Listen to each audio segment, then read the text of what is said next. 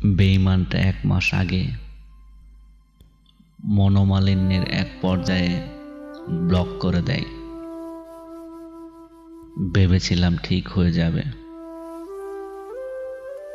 সব ঠিক হয়ে যাবে, কিন্তু কিছুই হলো না।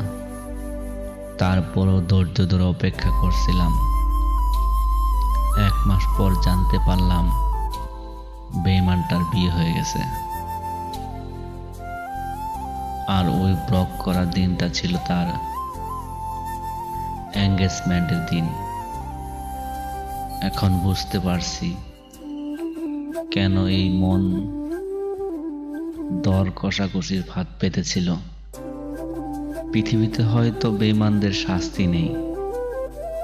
অনেকেই বলবে তুমি ভুল মানুষকে ভালোবেসেছ, হারাম সম্পর্কে জড়িয়েছিলে, কিন্তু যে ভুল বুঝেছিল